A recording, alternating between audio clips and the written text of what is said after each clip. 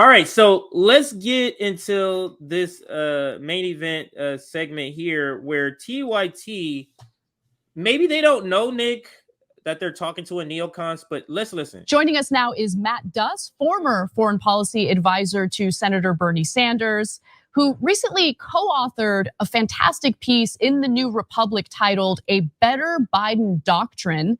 2 years in, how well has Biden kept his 2020 promises on foreign policy? It's an excellent piece. I highly recommend everyone read it, but I also highly recommend you stick around. Now, we're going to have to go and read it and figure out how it's garbage and it's not an excellent piece when we go over there and it's laced with neocon talking points and NATO talking points. We know that's what's going to happen, but go ahead, Nick, if you had anything. I literally, Noam Chomsky wrote and he explained how Joe Biden's foreign policy is just like Trump. Literally the same. Like, he doubled down on Donald Trump's hardline stance against Iran. He completely rewritten Chinese trade policy. He gave Israel more money. He continued literally all these policies that was staples of Donald Trump. Now he expanded Title 42. He expanded on all his sanctions. Like, everything he did. So I ain't read the article yet, but it better say that. He's talking about Biden's foreign policy. If it does not say that Biden's foreign policy is just like Donald Trump, the article is trash. Oh, he kind of gives it away in this interview here, and let's listen. Around for this great interview. I can't see you. Let me know when you wanted to stop. You featuring Matt Duss. Matt, thank you so much for taking the time to come speak with us today. My pleasure. Thank you, Anna. I really enjoyed your piece because I think it was such a great, comprehensive, almost like a report card on how the Biden administration has performed foreign policy wise. And it really is a mixed bag. I think there are areas where I think the Biden administration is actually significant. Mixed bag.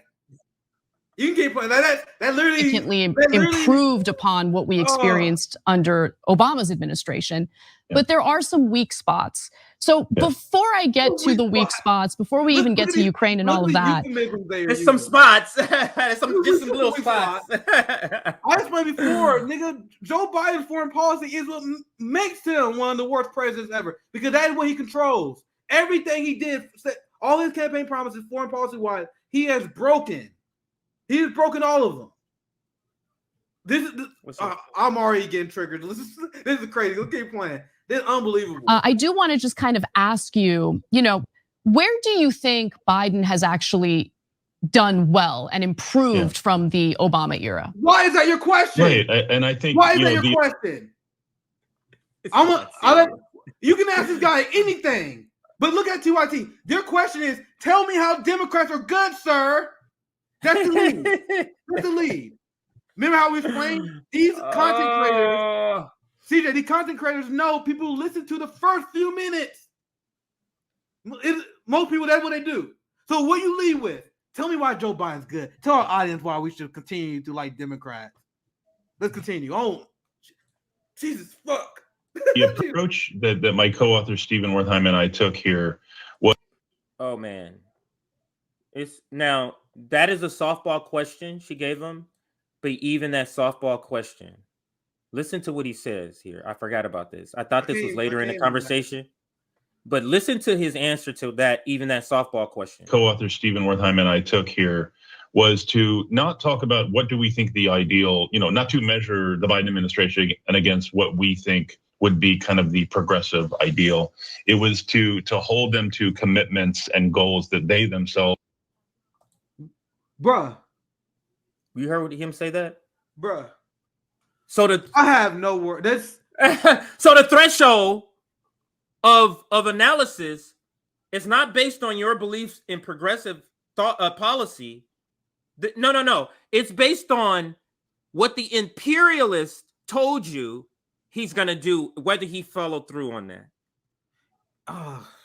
I don't understand. I don't understand how this is a progressive advisor. This is a left advisor. I don't get that. This is the boutique left. This is the guy that Anna gave a glowing review of.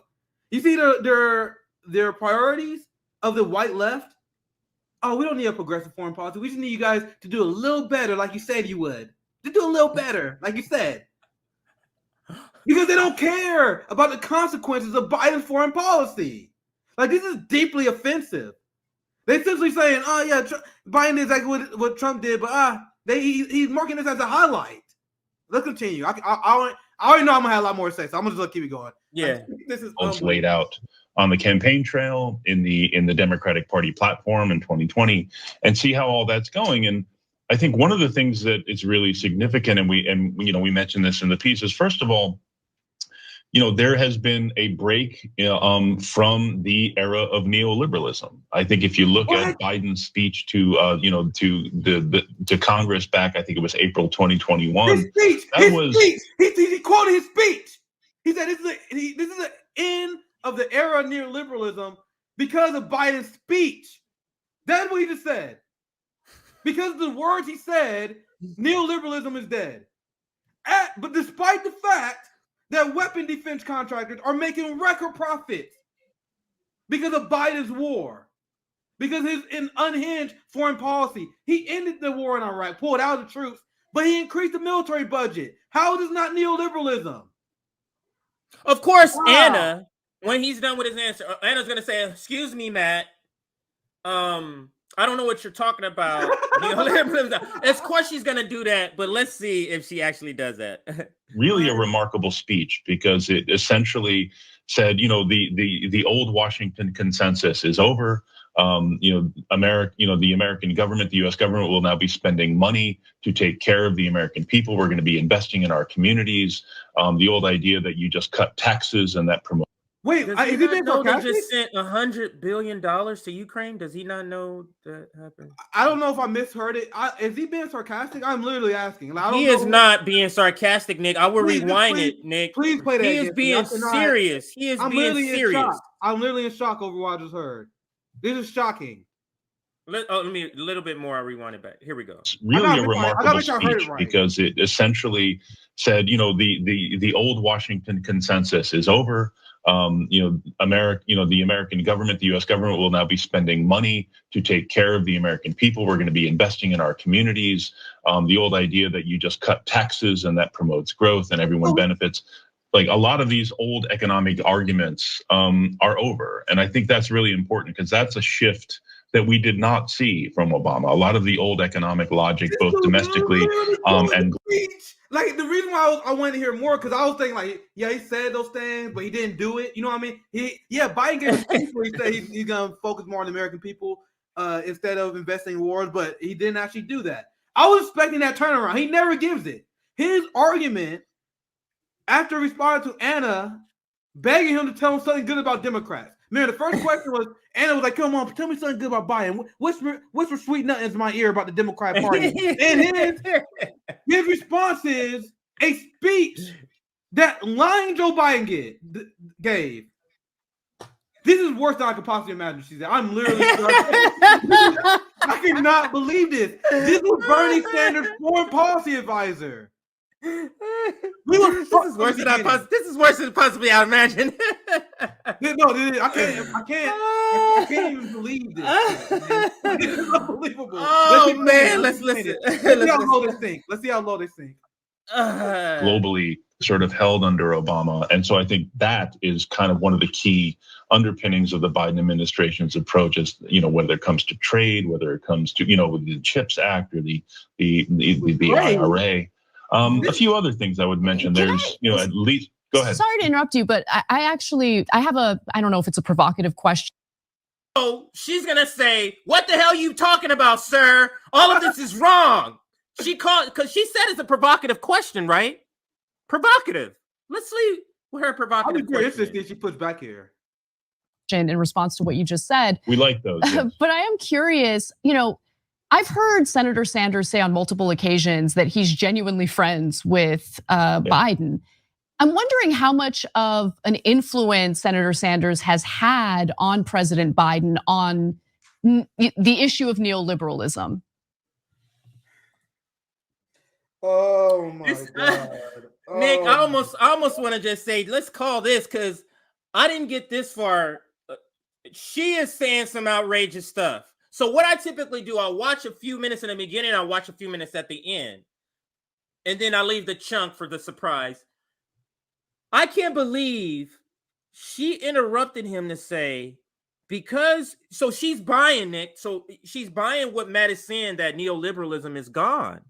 And Joe Biden said it. And now she's saying, is it gone? Because Bernie Sanders. Oh my God. Oh my God. When you play that way, that's what's happening. This is unbelievable. Like, I'm literally looking down at all the TYT. How do you watch? How did anyone who considers left watch this? He gave you bullshit war salad that I will destroy this man. For one, he mentioned trade. He said Biden invests more in trade. He just rewrote the entire trade policy with China. The same thing, like when Donald Trump put tariffs on China, people will say he's unhinged, that he's going to destroy the global working class. Biden is taking it to the next level. This guy is Bernie Sanders' foreign policy advisor, and he knows nothing about fucking foreign policy. And then he literally lies, spread some bullshit in the beginning of the video, and Anna was like, "Oh my God, so why?" I got a follow-up question. Is this because of Bernie Sanders? I'm serious. All right, let's get back. Let's get back. A question in response to what you just said. We like those. Yes. But I am curious, I've heard Senator Sanders say on multiple occasions that he's genuinely friends with Biden. I'm wondering how much of an influence Senator Sanders has had on President Biden on the issue of neoliberalism. Mm-hmm. I mean, it's a good question. And I think it's, yes, he does have a relationship going back many years with Joe Biden from their time in Congress and their, together. And also as, the second place finisher in the 2020 Democratic primary. I think the Biden team, made a very good faith effort in reaching out to the Sanders team, to me personally, and to some of my colleagues who worked on the Sanders campaign and engaged with us. You were making, but I think it's beyond Wait. So is your intention to drag Bernie down with you? So what did he just say? He said Biden made good faith efforts to reach out to Bernie in his office, which I do not believe in 1 second. But if that is true, you are throwing Bernie Sanders under the bus, sir. Because what most people assumed after witnessing Biden's administration is that, Biden completely ignored Bernie. He completely not listened to the progressive base. He's doing his own fucking bullshit. So if you say that Biden is reaching out to Bernie and he is still making the decisions he's making, what does that say about Bernie? That's worse. So he reached out. So Biden, according to Matt Duss, reached out to Bernie Sanders, and now they're sending more weapons to the apartheid state of Israel. How does that make sense? You guys see the problem here? So your answer actually throws Bernie under the bus. You bullshitting so hard, you accidentally made Bernie look bad. Because now, what you're saying is true. If I was to believe what you said, Biden arming Nazis in Ukraine and escalating war with Russia and China, he had a conversation with Bernie about that. And he listened. Unbelievable. Let's continue. All right, let's do it. Oh man, this is the worst relationship. Bernie Sanders he is part of a movement. I mean, his slogan in 2020 was "Not me, us," and I think that is very much what he continues to represent in the party, in the country, and also when he talks to Biden. So he can speak for a number of values and policies and principles. But I think it is to Joe Biden's credit and to his team's credit and his administration's credit that they recognize that this is an increasingly influential and well mobilized and well organized force within the Democratic Party. I mean, the progressive movement on a whole range of issues. And they have engaged with it and considered their ideas and brought some of them on board, not all of them. Mm-hmm. But I think you can clearly look at the platform from 2020 and clearly look at the way they talked about a lot of these issues since then and chart the influence of the progressive movement. One of the things that Biden has done, and it really hasn't gotten much attention. Here we go. I'm going to rewind. Aaron just cut a segment from what we did earlier, the stream, where we said, the segment was Anna Kasparian cultivates a dumb left. Yes. And this video is literally the perfect example for this. They are saying all this stuff, and I'm asking you guys this question. After what Matt just said, did he give you any examples? Not one example. He was saying, Bernie is a great influence on Biden. They really have these great conversations. I think Biden really turned against neoliberalism. Zero examples given. Meanwhile, I race quoted so many examples of Biden not doing that, but they just doing this segment fat free. But Anna Kasparian and TYT is literally just vibes. They're the left that just operates on vibes. We're gonna say that Biden is influenced by Bernie. He ended the age of neoliberalism. Is there any facts that back that up? Nah, it just feels good to say, doesn't it? Like, I ain't lie. This video probably triggered me more than he showed me in a long time. But let's continue. And chart the influence of the progressive movement. You know, one of the things that Biden has done, and it really hasn't gotten much attention, I think by design, I think the Biden administration wants this, is the rollback of the expanded drone war that we saw both under the Obama administration and the Trump administration. Now, I think that's fantastic. But I feel like there's a reason why the Biden administration is avoiding any type of public bragging about that. And it might be because there's this fear that Republicans will give them a tough time. Right, I think, that's exactly right. I mean, let's just draw back. I think one of the main kind of the approach to foreign policy from the Biden administration generally is they want to spend as little time as necessary fighting about foreign policy, and that does make some sense. They want to focus on delivering, goods for the American people. They've got other priorities. Foreign policy certainly needs to be one. There are other priorities, but we're not gonna list them. This whole conversation, they are giving you no details, no facts. Biden's he focuses on he focuses on the American people, provide for the American people. What's your example? None. He just says it. No examples. Go ahead, CJ. The point we make in the piece is, while yes, we recognize there have been a number of steps the administration has taken that are very good on the war on terror, like the diminishing of drone strikes is a very important one. And again, going back to what I said earlier about the influence of the progressive movement on this administration, ending forever wars is an agenda item that the progressive movement generated, that Senator Sanders adopted along with a number of other candidates in the 2020 primary, and that the Biden administration took on board. But the downside of doing these things without fanfare, which they're doing for exactly the reasons you said, because they don't want to have to put up a target that could attract. To expose how fucking evil these people are, for lack of a better term. So they're essentially saying we were praising Joe Biden because he drone strike less people than Donald Trump. That's their bar. What they're not telling people is this story right here. Well, I'll cover this. Joe Biden launched a drone. Oh wait, did they change my receipt? Hold on, let me make sure. Oh, what the hell? Here it is.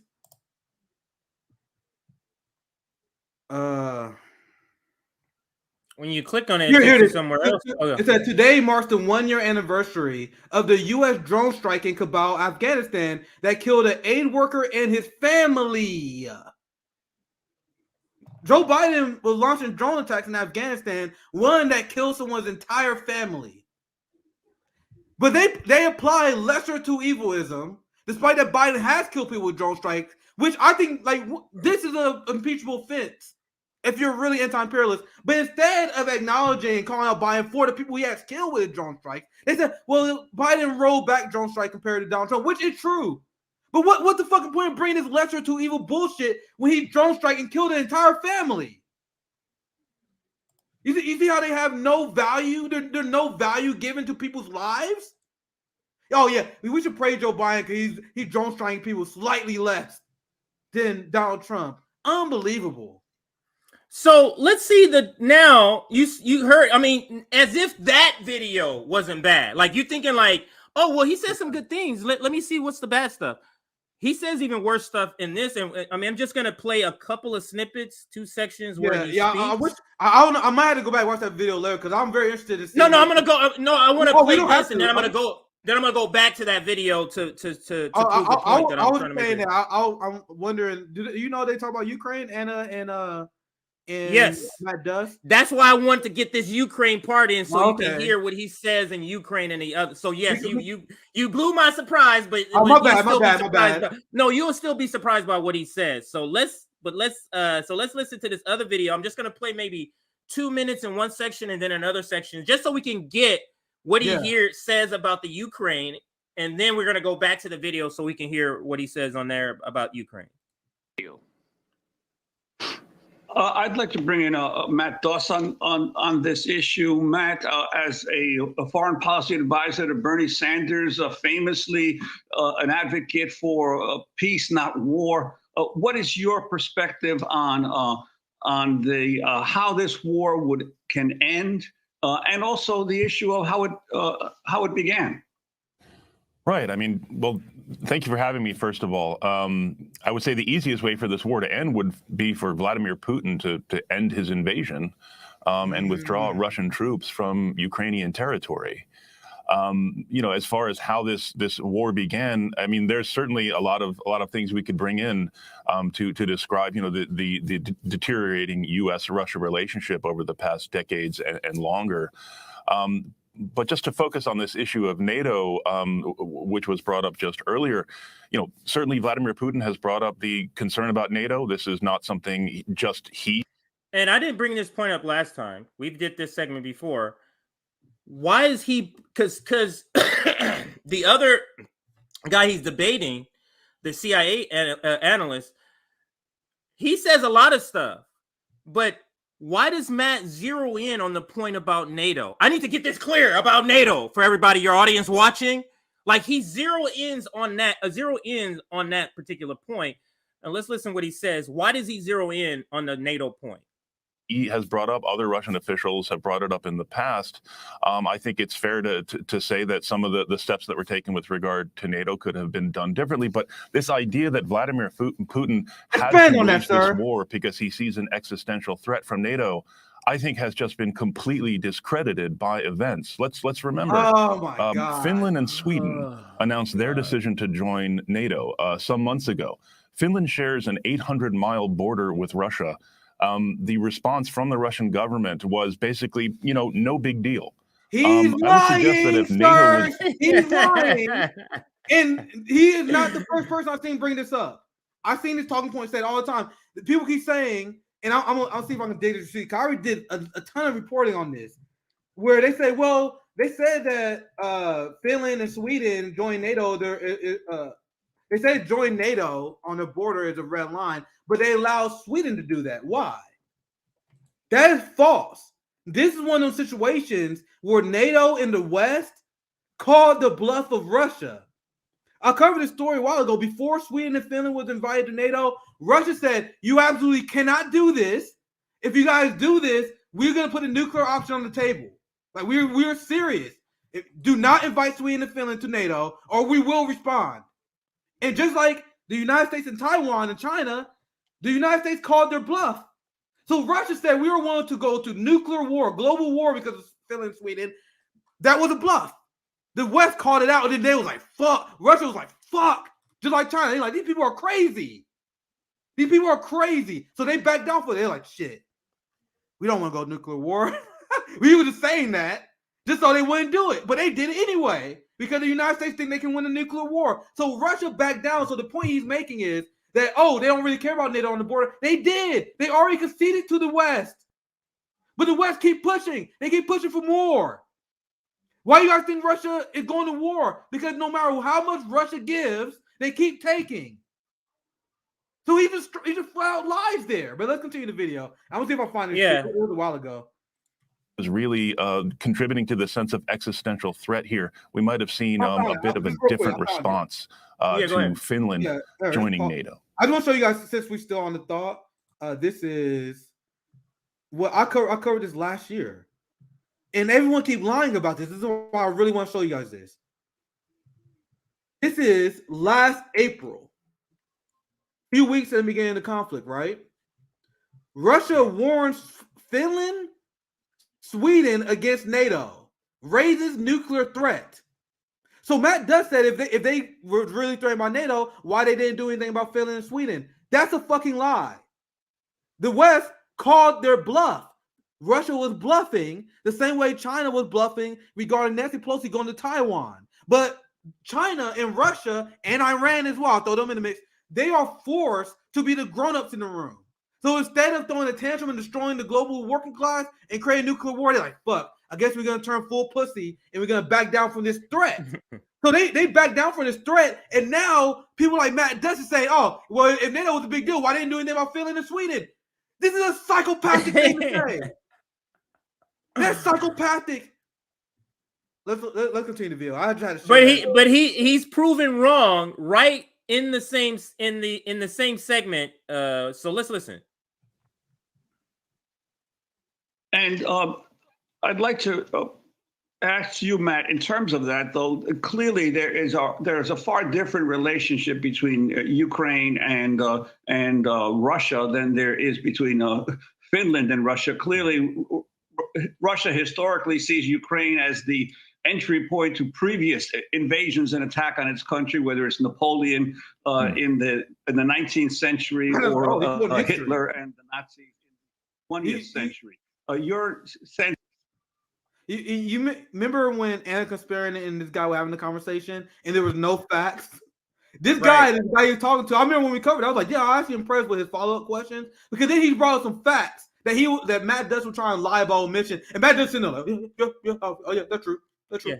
Yeah. You just see his facial expression, his body. That's him. Like, yeah, because what he does, Matt on the right, what he does requires you not to know information. Absolutely. So what he does is on purpose. He omits it, even though he knows it. Yep.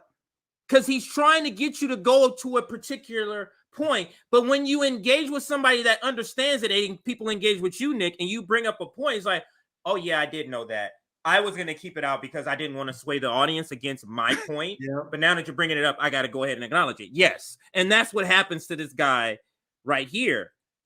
Let's listen to his response to what he says. Of Putin's view of the special relationship that has existed between Ukraine and Russia. No, I think that's very fair to bring up. Clearly, there's a very different historical relationship between Russia. Fair to bring up, but I'm not. And Putin himself has described his view of that relationship, which is that Ukrainians don't really exist. They are simply Russians. Certainly, Ukrainians do. That's also him being simplistic about the situation. They're just y'all not in Ukrainians. You're all are Russians. Like that's the thing. Disagree with that, and I think most of the people in the world would disagree with that. Ukraine is a different country. Ukraine has a different culture, a different history. Certainly, there is a historical relationship with Russia. But I think this also gets. That's literally not true. Yeah, they're different country, different culture. Nigga, they used to be in the USSR. Zoya's life. She literally from the USSR, Ukraine. That's why she go on these shows and she exposed the truth about what happened, because she lived this shit. She literally went in USSR and Russia. Russia and Ukraine, they had long-held traditions where family used to cross the border all the time. They have an open culture. That's why you had around 40% of Ukrainians that spoke Russian. Right. It's a giant part of the culture. And Mac does like they're two completely different countries. This is like every 15 seconds I catch him lying. Just lying. It's not even it's not even like he said something I disagree with the point. He's lying. That's why I said in our first stream when we covered this we covered this one. This guy has to be something else. There's no way just a random guy who's a leftist is telling lie after like these many lies that he is. Like every sentence is filled with like 3 or 4. Doesn't this make you guys look at Bernie way more sus? Like, I swear to God, I knew nothing about this guy. Like, if I knew about this, I would be asking way more questions. Why do Bernie hire this guy as foreign policy advisor? I almost don't even want him losing anymore, because apparently if he won, this motherfucker would be charged. This would have been a guy advising him. We would still be arming Nazis in Ukraine. We would still be escalating war against China. What changes? I've been seriously asking myself these questions recently. This guy was Bernie Sanders' foreign policy advisor.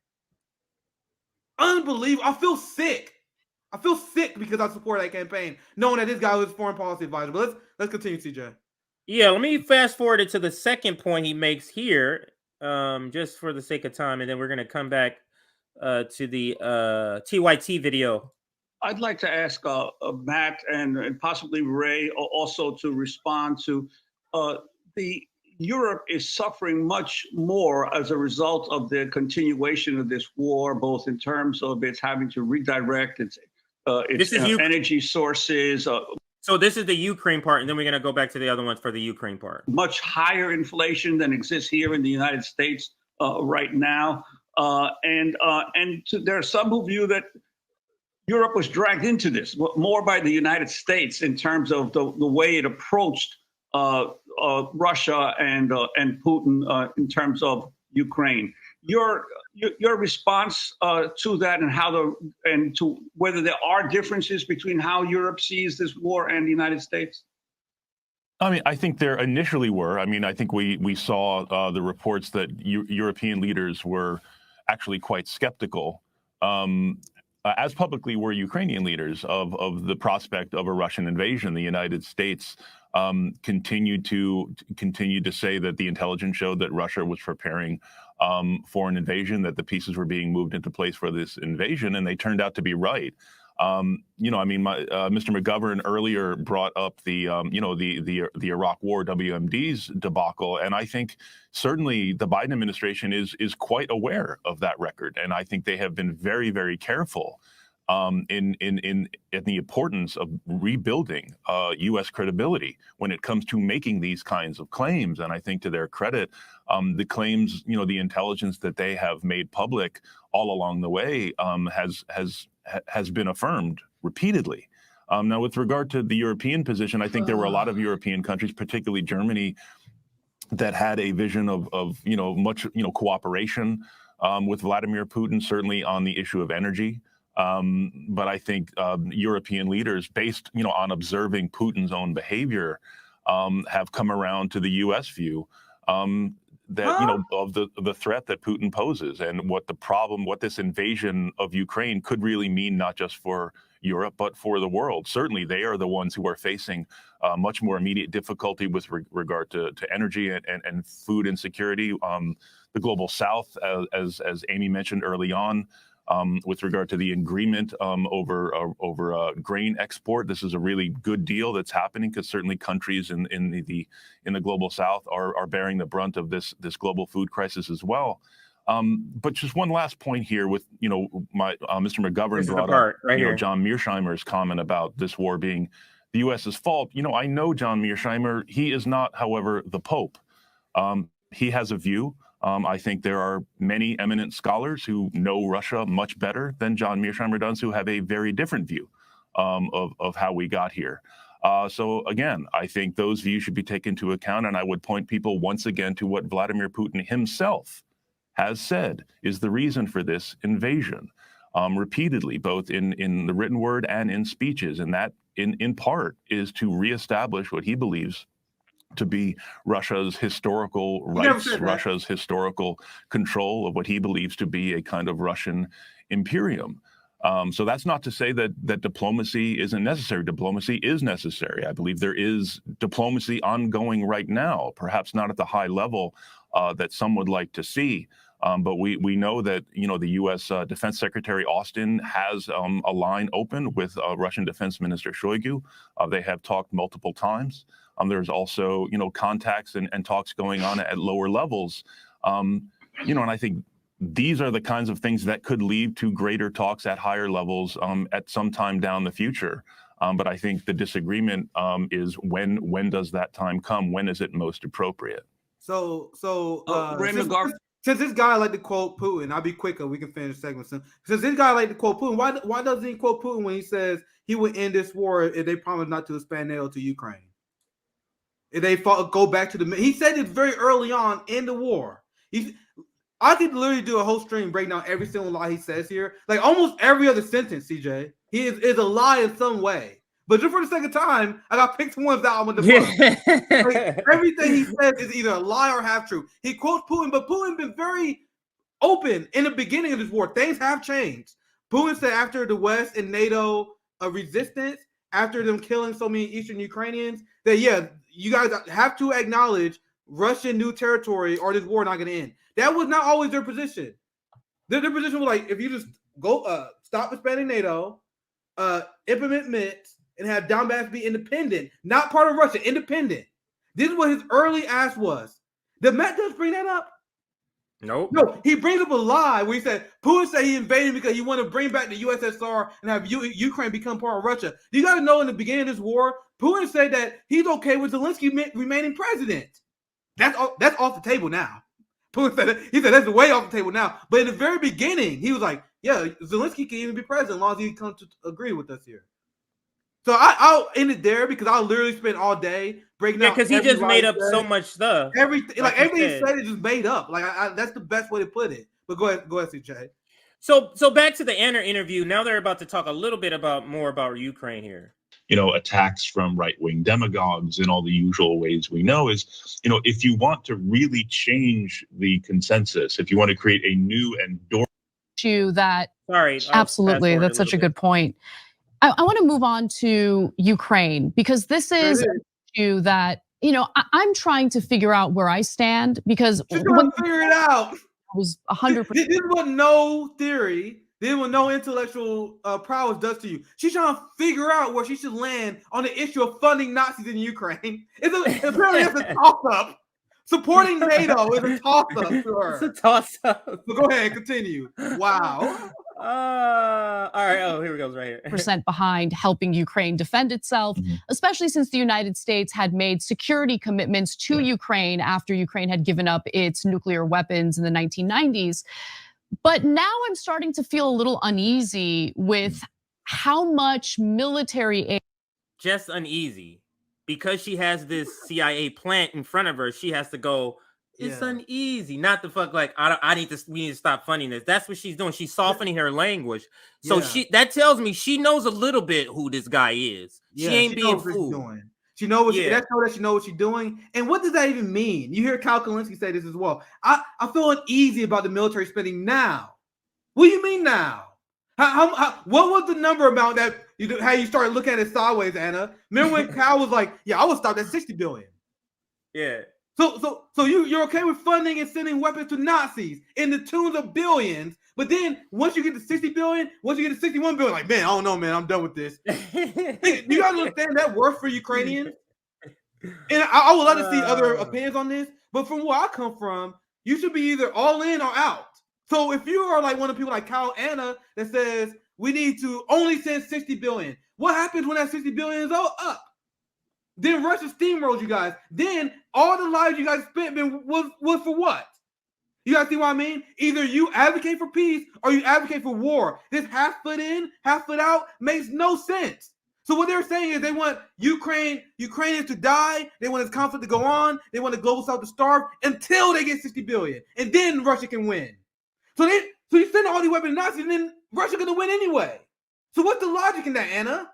Either you're against funding the Nazis and you for peace, or you can go all in. I disagree with this point. You can go all in and say, yeah, I'm gonna fund them no matter what because I want Ukraine to win. Giving up because is arguably the most unhinged position, right? But go ahead, CJ. But the pseudo left position is, I was for freedom for the Ukrainians in the beginning, but now because I'm a leftist, at least I'm questioning it. They're not saying stop doing it. Yeah. They're questioning it. So that makes them radical. I'm questioning this now. It's ridiculous. But let's play this. Let's play a little more of what she says here. Aid is getting funneled to that effort. I'm also feeling a little uneasy about how Ukraine is feeling more comfortable with, some of these offensive attacks because it could potentially escalate the war with a nuclear power, and I don't think that would be a good thing. As a foreign policy expert, where do you How do they stand plan on beating the Russia?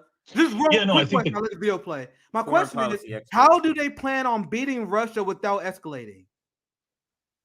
So their theory is that we should arm Ukraine a little bit so they can beat Russia. So if Russia was put on the back foot, what would they do? They would escalate. So when they say, well, I don't feel comfortable with Ukraine doing this because it may escalate war, nigga, that is what you guys are literally cheering for. But let's continue the video. You guys see what I'm saying? But go ahead. I don't understand. How do they not understand that continued funding is escalating the war? Yes. Because if the funding stopped, the wars will stop. But I don't get how they don't get that. There's no logic. Questions and concerns you raise are totally valid and legitimate, and I share some of them. I think, my position on this, I wrote a piece in the New Republic last June about why I think supporting the defense of Ukraine is important for the left.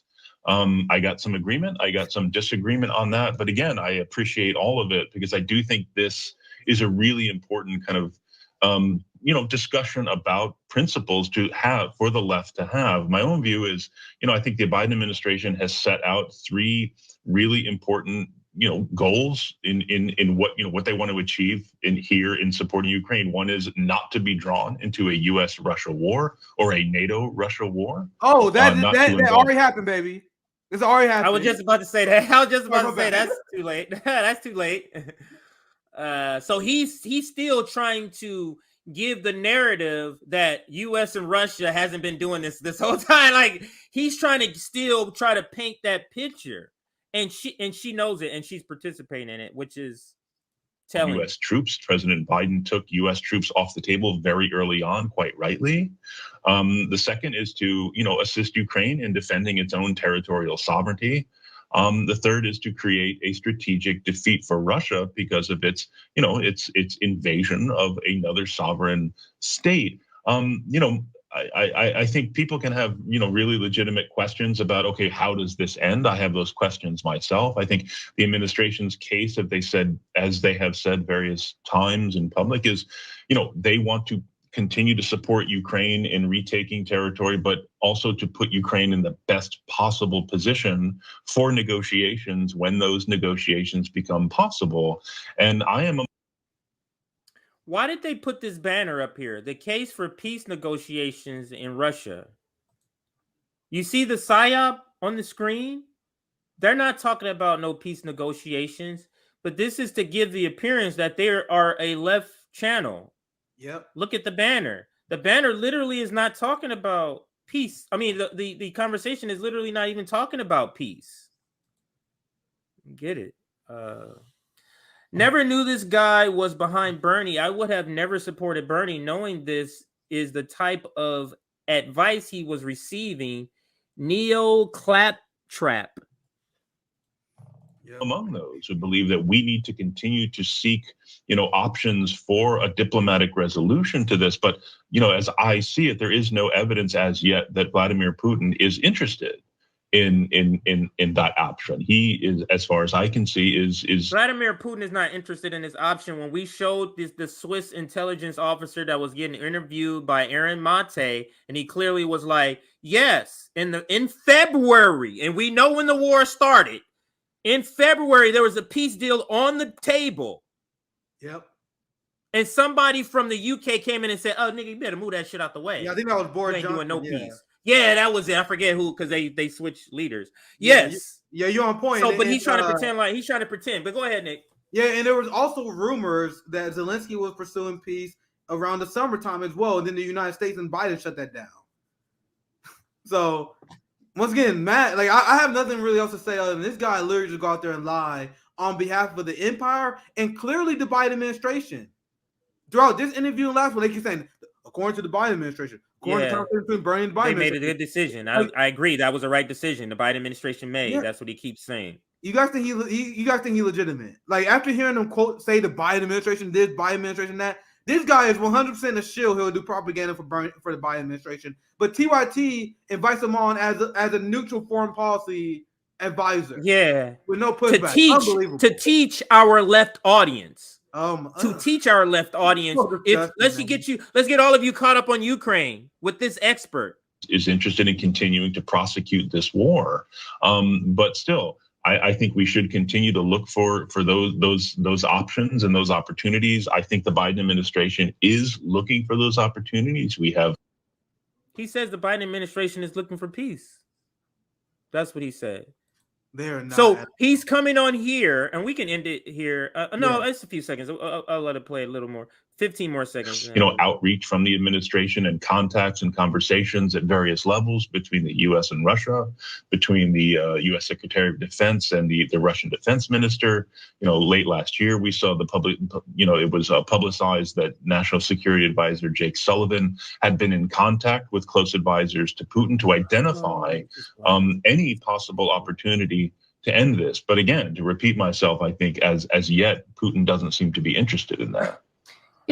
When it comes to peace negotiations, one thing that I've noticed is as the United States has been more and more willing to provide military aid to Ukraine, we've been hearing less and less from Volodymyr Zelensky that he is willing to engage in peace negotiations himself. Now, he might be willing to engage. And obviously the peace negotiations. Oh my God, you're so close. I was literally CJ. I was about to say, holy shit, that's a decent follow-up from Anna. I was so close to saying that. And then she said, oh, well, he might though. You know, she can't fully criticize Zelensky here. I was so close to saying she had a good point. Then she backtracked, but let's continue. Some compromise, including potentially giving up some regions of Ukraine to Russia.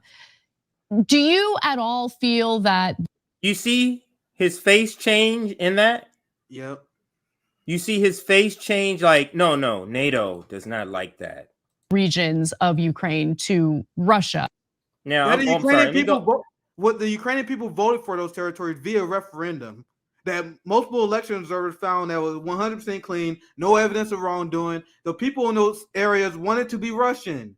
The same way Russians, and the BBC did a documentary on this, they explained this. There are many Russians in those, many Ukrainians in those areas who want to be Russian. So then when it came down to vote, they became Russia. Same way with Crimea. With Crimea, there was like 75% of Crimea voted to become part of Russia. They always leave this stuff out. They would say Russia annexed Crimea. Russia took these territories. Are you guys pro-democracy or not? Like, these are divided people. These are divided countries. But go ahead, CJ. Yeah, let's listen. To engage. And obviously, the peace negotiations involve some compromise, including potentially giving up some regions of Ukraine to Russia. Do you at all feel that the military aid might be compromising Zelensky's willingness to compromise and potentially engage in those negotiations? That was just so hard for her to ask that question, to get that out. I think you're right about Putin. But I am also worried about what our aid could potentially do, some unintended consequences of that aid when it comes to Zelensky. I think you're right about Putin. You know what this is telling me? She knows quite clearly who this person is, and he's not left at all. That's what that's telling me. She is trying her best to try to sound as left as possible while maintaining her access. So if she said anything that this guy may see as a tanky response, anything that's too radical, he never get in this interview again. Might lose some credibility among her social club. So she's trying to ask some questions while still repeating literally brain dead logic that doesn't make any sense. But let's continue. We can wrap up. Yeah. Yeah, it's a good question. I mean, my own view. Zelensky. My feeling is that if Zelensky felt that he could end this war and end the killing of Ukrainians in a way that was sustainable, that would not simply lead to future conflict, he would be interested. But I also think that Zelensky, and again, I've not spoken to him, so I don't want to speak out of my experience here. But we also have to understand politically what we have seen, the actions that Russian forces have taken in these cities that they have occupied and that have been taken back, the atrocities that have been carried out. I don't need to go into details here. You've seen them. Your viewers have probably seen them. Just these are outrageous, and so for Zelensky as the president of Ukraine to be talking about seeking peace is politically difficult. Now, I think there. Why would it be politically difficult? We can stop it here. Why would that be politically difficult? You have an opinion on that? It's politically difficult because as a battalion go kill your ass and the United States doesn't want you to do it. That makes it politically difficult. Go ahead, Nick, if you're gonna so this statement been long just because when he says anything, 4 sentences, there's 10 lies in them or mistruths. It takes me so long to explain this stuff. For example, he said, well, Zelensky got to find a way to find peace that will be sustainable, that won't lead to further violence. Why do you guys think Putin invaded in the first place? Because Ukraine was committing violence against ethnic Russians. The Azov battalion was literally attacking, and they killed and tortured people who held pro-Russian demonstrations before this war. When he's talking about Russian atrocities, I'm not denying that they happened, but there is well-documented atrocities committed by the Ukrainian forces because they will take land, they will take territory, and then they kill and torture anyone who they view to being a Russian sympathizer. So if you lived in the area where Russia took over and you started working with the Russians because you just care about you and your family, they will kill those people with being pro-Russian. But Matt Duss lies by omission. Yes. So when he says Zelensky can't end this conflict without more violence, that is true on the reverse end. If Putin just pulls out, like he said he wants in the other clip, what's stopping the Azov thugs from continuing their ethnic genocide of the Romani people and the ethnic Russians in Ukraine? Not a goddamn thing. So if Putin do pull out, more violence in Ukraine going to continue until the deed is done, right? You guys see, and I'll just end there because you guys see how everything he says, if he says up, it's definitely down. If he says left, that motherfucker is definitely right. Just listen to him. Everything he says. That's why I've been ranting and screaming like a motherfucker this segment. But he's an expert to TYT. He's an expert. And believe and understand. Think about it. Your left. Anna indicated several times she knows what this guy is, but you still bring him on as an expert to teach your left audience. At least Democracy Now! Had the decency of having Ray McGovern on with them. So he's like, yeah, we're going to bring this fucker on, but we can at least have Ray here to even it out. Anna brought him on a one-on-one, knowing that she is not equipped to put back on his nonsense just to feed his propaganda to her audience. Really disgusting. I don't know how TYT people put up with it.